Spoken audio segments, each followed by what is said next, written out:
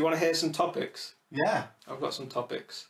Or if you have something in mind that you want to start with, then go. But otherwise, I'll just list off some topics. Yeah, hit me with some topics. Kim Kardashian's ass. That's one. Grandma smoked weed for the first time. Monster Energy Devil Woman. Monster Energy Devil Woman was incredible. Did you see that? I saw it. It was unbelievable. Do you want to talk about that? It was unbelievable. Shall I play it or...? Play it. You have to play it because this woman she's not even off her mind because she's not rambling or screaming at the camera. She's just very calmly just going, and of course Monster Energy drink is Satan in drink. And it's not believable at all, but I love it.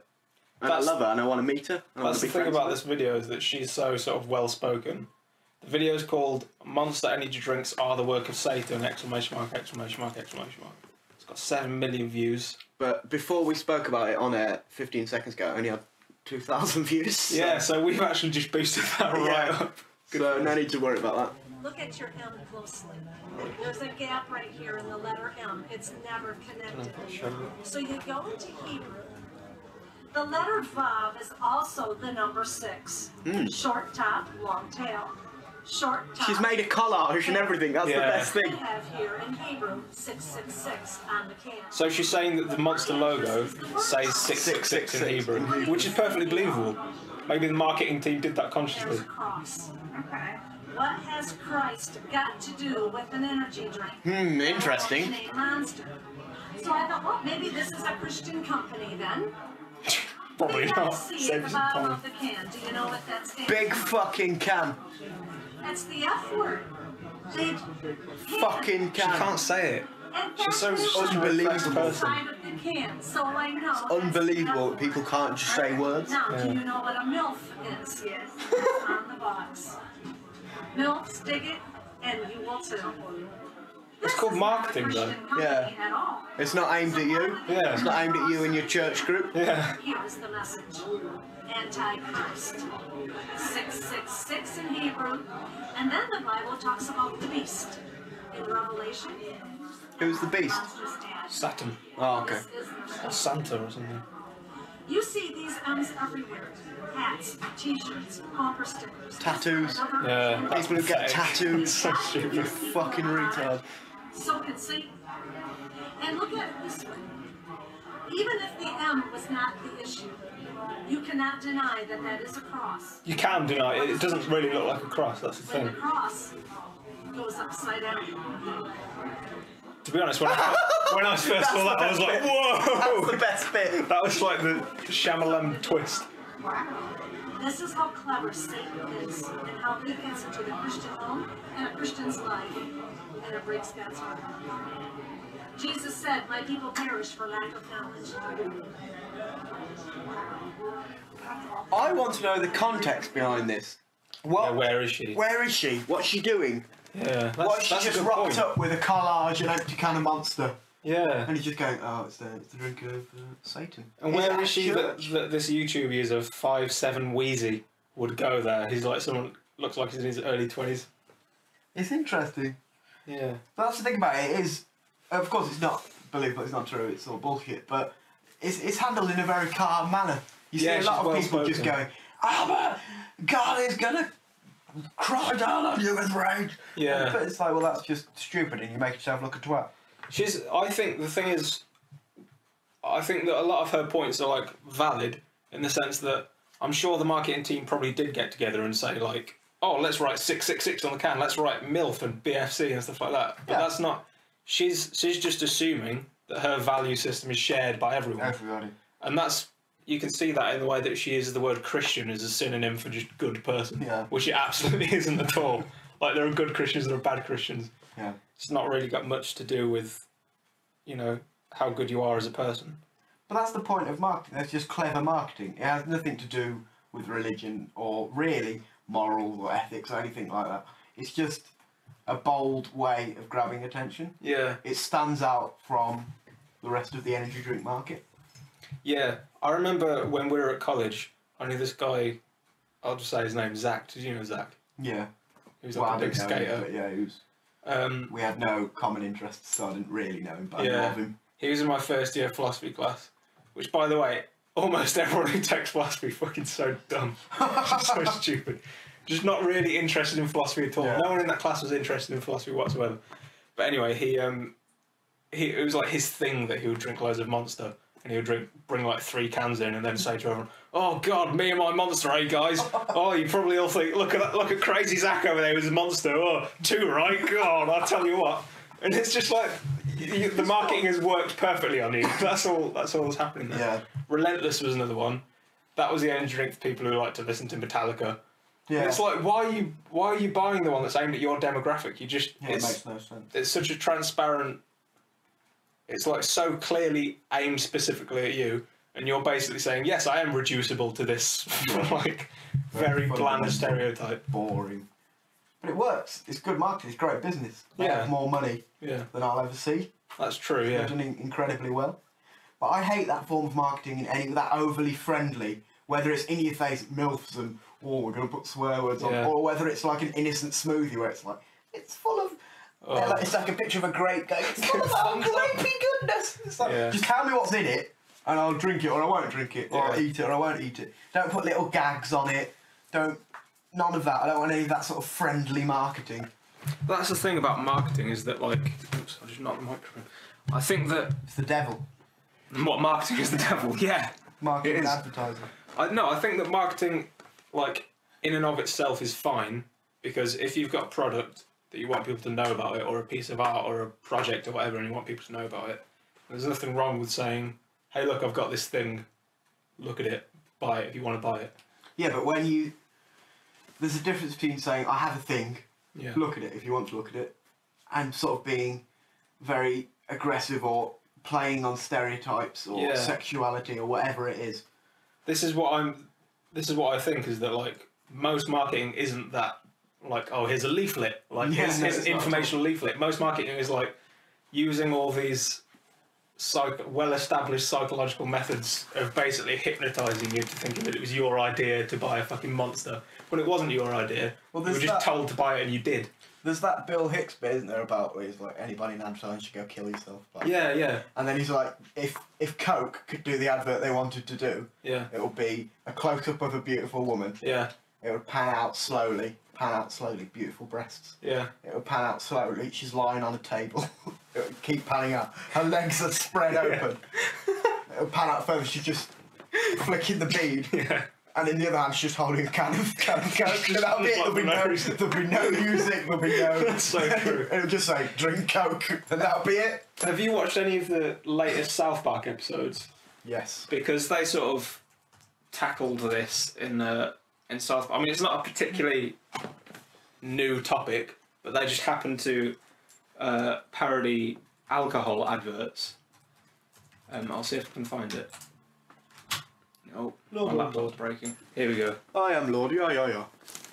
This just Google South Park drink responsibly. You, friends. Oh yeah. Drink. Hot girls. You're hot. Drink more. Expensive cars. Ass. Drink. Ass. Money. You in a tuxedo. Threesome. Vodka. Pussy. Drink. You drink. Vegas. Fun. Pussy. You in a tuxedo. This girl. Vodka. Drink. Drink it all. You pussy. More tuxedo. More cars. More pussy. More vodka. Drink. Please drink responsibly.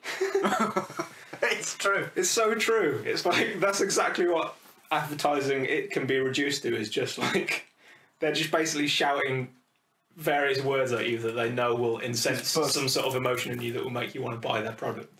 The best is the fact that they do have to put these little drink responsibly. Yeah. Clearly by law. Like, clearly you didn't decide to do that. Because it says it in, size 6 font. Yeah. Drink responsibly. That's such an obvious, like, small print itself is such an obvious, like, oh, we're only doing this because we literally have to. Yeah, and we're just skirting we're just taking the piss. The law. Exactly. The best is when they try and incorporate it into an advert. I've seen it on the Tube a lot over the past couple of months. Like big Jack Daniels adverts. I don't know if Jack Daniels was a person, but a bloke. They were doing him, they had Frank Sinatra month, whatever it was. Yeah. And they were basically like, these guys drank loads and loads and loads. And yeah, they were cool, but it doesn't work for everybody, so, take a shot in his memory, but don't have too many, It's like, maybe it could be Frank Sinatra, but...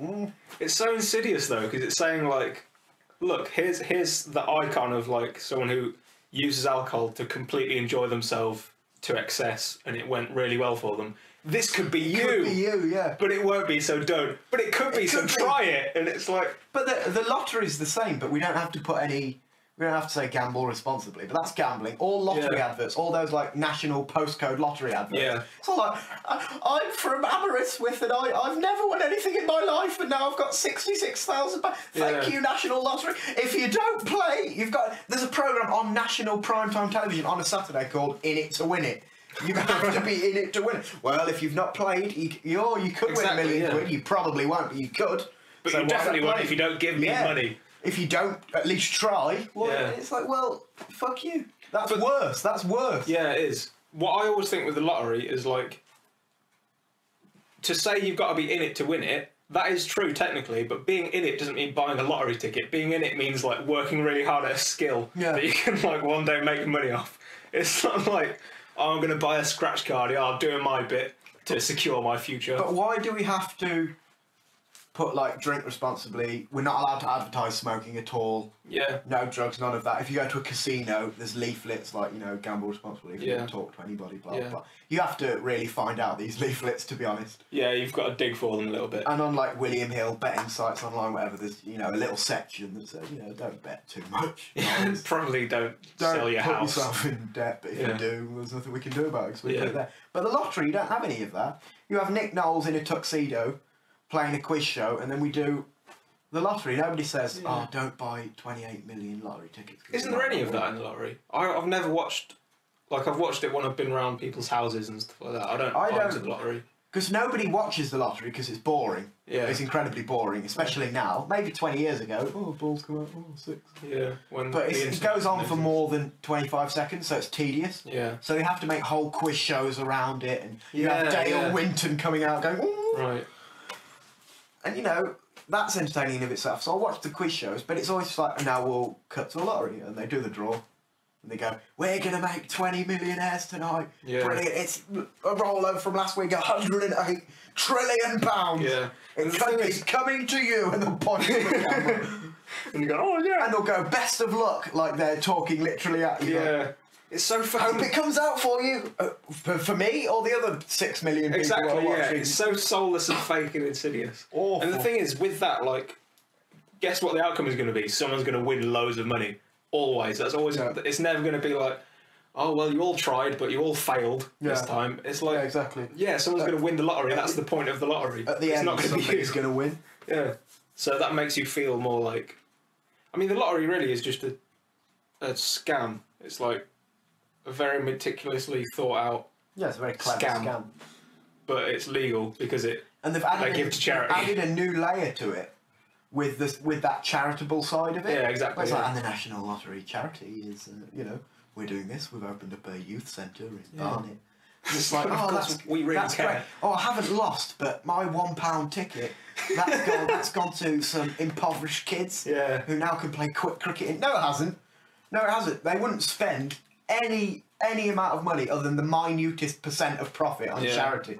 So they can say, oh, look, so even if you lose, you don't go, fuck it, I'm never playing again. Yeah. You go, oh, well, at least it's gone to a good cause. No, it hasn't. It's lining pockets. It's just gone to a good cause. Charity in general is another thing that I just don't believe in at all. Because it's terrible. It's like so blatantly a pre-packaged feel good about yourself thing. It's like you can just lead a kind, nice life and be a nice person. You don't have to pay money to like feel as though you've done that every week. The thing about charity as well, that a vast majority, I've got no stats to back that up at all, but a good percentage of charities give away a very small percentage of the donations they receive to their actual cause. Most of it will go to marketing and...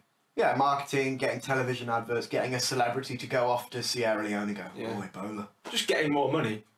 Most of it, it's a money factory. Exactly. And that's the thing about charity, is that it's predicated entirely on money, which is based on the idea that you can just solve the world's problems with money, which obviously isn't true. Yeah, no, it's not true. Clearly, capitalism isn't going to just cure disease and poverty. Capitalism is the cause of poverty, so just funneling more money into capitalism isn't going to help anything. If it's like my chief mentor, really, John Lennon. It's like he said, Yeah. the revolution begins in the mind. Oh, clever. And I think, I've come to embody John Lennon in a lot of ways. And I think a lot of people think that of me. I'm trying to find out which charity gives the least, if that makes sense, but I'm not sure how to Google that. I was watching a Joe Rogan podcast on YouTube the other day, and they found out, they looked it up, and I can't remember exactly, but it gives you percentages of all these charities and what percentage actually goes to aid. And one of them was 0.00%. That's unbelievable. And I was thinking, is that actually legal, or is this misinformation? It's just ridiculous. It's like how... Well, I mean, for the most part, for anybody that gives to charity, you'd like to think... You don't look into it, but you'd think a good, huge chunk of that goes to charity. Yeah. If not 100%. Everybody, it's a sort of ideology. You go, oh, I want all my donations to go to that. Yeah. And unless it's being funded from elsewhere, you've got to pay admin costs. You've got to Yeah, of course, yeah. But, 3/4 upwards, please. Yeah, there is a reality, sure, that not all of it can go there, and they need to maintain themselves as a business. But just to say, none of your money is actually going to aid. I just really like money, so I'm just going to keep all of that. It's just evil. It's just so evil. It's a very sort of sly, like you say, evil way of doing things. Yeah. To not only have a cause, but to really milk the cause. Yeah. Like we have your children need type videos. It's like, oh, and this is Umbonku, and she's dead. Umbonku.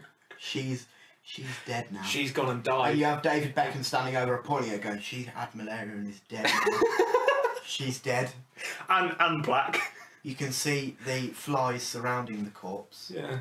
They that signifies that she's dead. She's died. And then she coughs, and David Beckham just studs her fucking skull. I mean, I'm so lucky to have Victoria back home and Romeo and Brooklyn, and they're not dead or black. Yeah. But then none of it goes to charity. Like, how is that fine? It's just not. It's not fine. I feel like most people can probably see that all the things we talk about, charity, marketing, all of this stuff, has at its core, well, not necessarily at its core, because at its core those things can be used for good, but the way that they're used generally are quite evil. And I don't know anyone who would be okay with doing that. I couldn't run one of those charities myself without jumping off a bridge. Yeah, I don't think you could. I don't think any of my friends or family could. I don't know who these people are who can very happily just fuck people over completely with no regard. It's so weird. People don't care though, do they? They just like to feel good about themselves. Yeah. I found that out a lot when I went to Africa. Yeah. A lot of people are just there for that sort of feel. Line in the CV moment. Yeah. And, to a certain extent, I probably was. I don't know. I wanted something to do of interest. Yeah. I didn't have a massive passion for aid. I'm going to be honest with you. Well, but when you came back, you were very honest about your intentions, and I feel like there are a lot of people, not in a bad way. You weren't just pissed off for a while. You were part of it was aid, and part of it was just doing something new. Just wanted to do a new experience. But a lot of people who do that sort of thing just completely lie and just say, "Oh, I really care about the blacks." It's what are you fucking talking about? You don't at all. And it sort of hinders a lot of development, that sort of travel, tourism, that sort of, I don't know what it's called, aid tourism I suppose it's called. Yeah. Where people just go over for the sake of going over to make themselves feel good. Yeah. Because you gain nothing because there's no long-term infrastructures there, because people don't want to stay for years and years and years on end. Yeah. People just want to get in, get out, get a few good photos and then leave. Yeah. People don't want to... I mean, it is scary to stop and think about things, because we live in such a really fast world where everything is pre-packaged and everything is there's no faith in anything, there's no spirituality, there's no answers, and the core spiritual idea of our generation is there are no answers, there are never going to be any answers, everything's cold and dark and dead and you're going to die and everything's meaningless. So of course people don't want to stop and think, because if people stopped and think, they'd just have fucking panic attacks. Depressed. Yeah. So people want to do things that consist only of motion. People want momentum, they don't want the thought that comes before momentum. So you have all of these products of just pure momentum, which are basically just thoughtless acts that people haven't thought about. Like charity, the proper way to do that will be a paradigm shift of our ideology. Like we'd like become better, nicer people, and if everyone in the world was better and nicer, then these problems wouldn't arise so readily. Yeah. But we don't want to stop and consider ourselves like that because it's scary to do so, and we can't. Most of us have jobs, so we can't deal with like 4 months of anxiety-ridden soul searching, which is what it takes. Yeah. I mean, that's in like all mythology and ritual is about this transformation from being a child to a mature person, and it all contains something that is analogous to the birth, which is trauma. Like every story ever told about someone becoming a mature person involves like being burnt badly and slaying a dragon or whatever. Yeah. It's all a metaphor for saying these are people who lived like hundreds of thousands of years ago who have said, listen, we've been around for like 100 generations, and we can tell you that in order to become a mature person, you're going to have a period in your life where it's just horrible and going to just be really bad and horrible. And no one wants that, so no one's matured in this society. We've got a society full of people who are like 70 years old who have never really been through never really been through the trauma necessary to become a mature person. Yeah, they're just moving forward. They're just having the ball rolling, and then they're thinking, well, when retirement comes along, that's when I can relax and be happy. Yeah. And then retirement comes along, and they're like, oh my god, I've wasted my life. What have I done? And then they just die. But they don't experience death because they're riddled with morphine because they're still scared of death like a child is, because they haven't had the trauma necessary to rid themselves of the fear of death and get the fuck over it. Yeah, exactly. So we've got, I don't know, we just need some sort of structure. We need some sort of mythology, some sort of faith in something. Not God, because that's an outdated idea now. That's like religion doesn't work because religion is old. Religion is from like thousands of years ago. We need something that works now, that we use now. That's the past, we're the fucking future. Exactly, yeah. Yeah, no, it's true. It is true. I think we're in the stage of our society where we're just, stumbling. Yeah, we have no. I mean, I feel like we're at the beginning of something, because I feel like we're just beginning to shed our skin of like the mythologies of the past, because the problem with mythology is that mythology is a really useful and necessary. I've been reading a lot about mythology recently. Yeah. It's a really useful and necessary tool because it helps you get through life, but it depends upon having a certain ideology, and if you don't have that ideology, you can't make sense of it. So we make sense of, let's take Christianity for example. That's a mythology that we make sense of through our ideology of the present, which is materialism and science, and so it just doesn't make any sense to us whatsoever. It made a lot of sense to them back then, where their ideology was different to ours. But I think first of all we need to recognise that we are living within an ideology, which is materialism, science, all of this stuff. Yeah. And of course, anyone who points out that the ideology you're living in is an ideology is considered an idiot and ostracised. Yeah. But I mean, I don't feel like we're in a point anymore where people are going to get hanged for saying things like that. So whatever. No.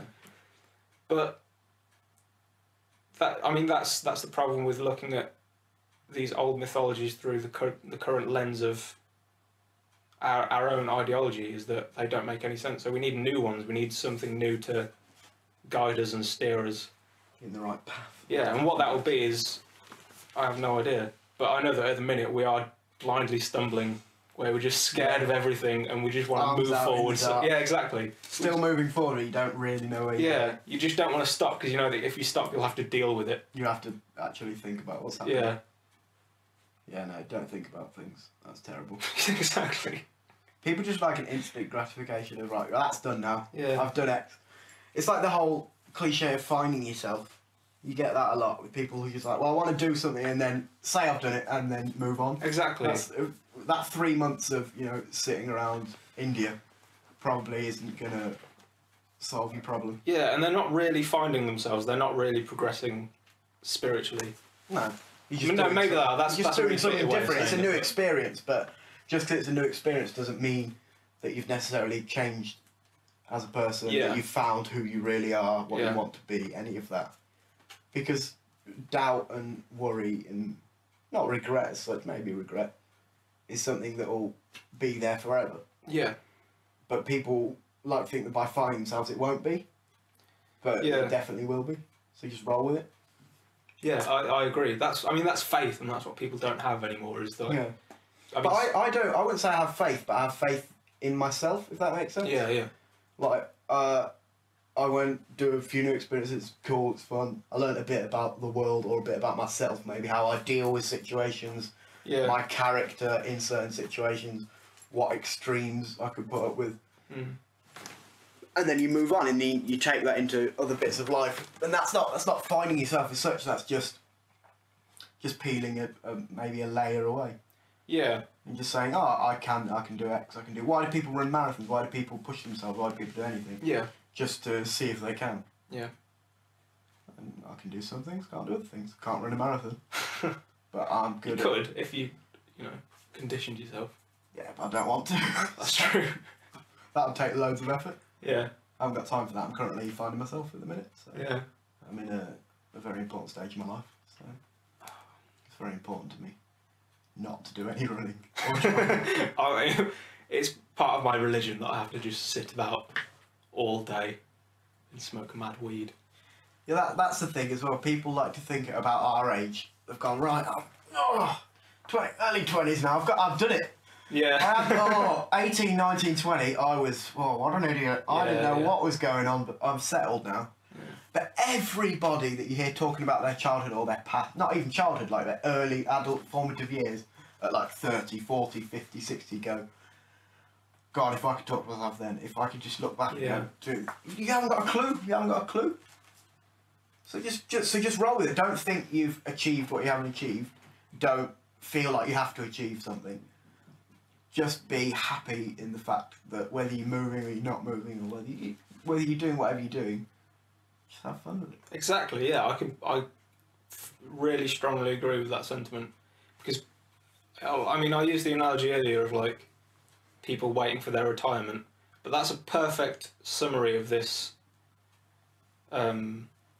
flawed way of thinking that a lot of us have, which is that it's delayed gratification. It's the idea that once I do this, then I'll be worthy of loving myself and having self-compassion and self-respect. But before then, I must just keep moving and whatever. But really, just sitting here and talking now, this is really great. Yeah, so fun. Exactly. So how is it that we didn't pay for this? So clearly, the idea that you have to pay for every nice thing that you get, clearly that isn't true. And we all know that isn't true because we were all children once, and we all. Well, money's not real when you're a kid. Money's something that other people have. You don't have it. You don't care about it. You don't really worry about it. Sometimes things are there that you're interested in. Sometimes things you want aren't there that you're interested in. Yeah. And you sort of deal with it. Yeah. But just because then suddenly we have a little bit of money, it sort of corrupts the mind a little bit. Yeah. And you just go, oh, it's very important that I need this, or I need to do that, or oh, I don't care. I'm not saying that like money is a bad thing and work is a bad thing at all. I'm saying that working for no reason comes from this flawed way of thinking. What's the word? Fallacy, that's what I'm looking for. Working for no reason comes from this fallacy that you're sort of owed something if you do the work. But that's not really how it works. That's a corrupted way of looking at the truth of that matter, which is that if you work towards something that you really love, then you'll really enjoy it. Yeah. And people see that and see that that's true, and then think, okay, so I'll enjoy the fruit of my work no matter what. But that's not true, because what if you dedicate yourself entirely to being a fucking receptionist at some law firm that you don't care about, and if that's the entirety of your being, and you dedicate yourself fully to that, you're not going to enjoy it because you don't enjoy it. You know that you don't enjoy it, so why do you think that you will? You won't. Find what you do enjoy and work hard for that instead. Monster energy drinks. Monster energy drink. Somebody really likes energy drinks and they work really hard. And now there's loads of energy drinks. Well, no, somebody really likes money. And they really that's what that is. That's true. They don't really care about energy drinks. I think they care about what do money. What do other people like that I can sell them for a lot of money? Energy drinks are expensive. Yeah, they're too expensive, but I always buy them because they're so fucking nice. But I always look at energy drinks and go, it's like £1.50, like a shitty Red Bull. I'll just get a beer. I'll just get a big beer. Or I'll, get a multi-pack of crisps. I'll have more fun. It takes me longer to consume it, I'll have more fun. I'm very much for quantity over quality. Yeah. If I can anything you can get in bulk. Yeah. What's this? 35 crumpets for £1? Yeah. Well, I had 2 crumpets this morning with jam on, so Thank you. Oh, which I'm on, interesting. Yeah, well, you know. There are only 3 left. So I thought I could... you only had 2? Yeah, well, I didn't want 3. I didn't really want 1 either, but I thought there are only 3 left and I don't want them to rot. Yeah, mine were going out of date before I came back to Nunny. And I had 6 left, so I just ate them in the day. Just all of them? Just ate them. Good for you. You got your starching for the day. Part of your food pyramid. Do not fuck. Good for you, well done. I think that's... Have you got anything else to say about Monster Energy Drink? Monster Energy Drink is Satan. It's not Satan, but I don't like it. It's tasty to a certain extent, but I'm not a fan of it. I'm not a fan of the sort of... Like you say, those people who it sort of becomes part of your identity, that you consume a certain brand. But it's a pre-packaged identity. I was talking to our mutual good friend Waggy the other day, and we were talking about video games. We were talking about reviews, and he was saying that on this very popular video game website, video game review website, Metacritic, there's a column for critic reviews and there's a column for user reviews. Yeah. And the user reviews are always a lot lower than the critic reviews. But if you read the user reviews, they're all either 10s or like 2s. Yeah. And he was saying it'd be more useful to just give a binary scale where you thumbs up or thumbs down. And that got me thinking about reviews in general. And I mean, there's no point really in having a review for like a game or a movie anymore, because you can just go on YouTube and watch the trailer or watch a video of someone playing it. Yeah. You don't need that review to make an informed purchase. So the only point of a review is that it's a pre-packaged opinion. People hang their hat on it. It's easier than forming your own opinion. Yeah, you can just say, right, I'll have that. I thought this game was a solid 7, really. You didn't think that. You read that. You didn't come to that by yourself. It's much easier. It's laziness is what it is really at the end of the day. It's much easier to just hang your hat on some bloke or some reviewer, whoever it may be, and go, well, I sort of vaguely trust him to a certain extent. I just agree with what he says. Yeah. And, it's useful. It's useful, but I also think I always wonder how differently I would view things if I went into it without any idea of what it was. Does that make sense? Like I agree. Or TV shows. Yeah, my opinion is so informed by just the buzz on the internet. Yeah. Like a Breaking Bad or a Game of Thrones. I've not watched Game of Thrones, but everyone I've ever met has said it's brilliant and amazing. Yeah. And there's no nuance whatsoever. Everything is either literally Hitler. Or like the cure for cancer. There's no nuance. There's no middle ground. Breaking Bad is a 10. Walking Dead is a 10. Orange is the New Black is a 10. Season 2 is a 1. Yeah. There's no middle ground at all. Everyone just wants these pre-packaged, easy opinions that you can just grab immediately. Characters. Yeah, and that's what Monster is, and Rockstar and Relentless. Rockstar to a lesser extent because it's got a bit of a blurred identity because no one really identifies themselves as a rockstar anymore in this day and age. It's a bit outdated. But a lot of people identify themselves as... I mean, Relentless is even a tad outdated.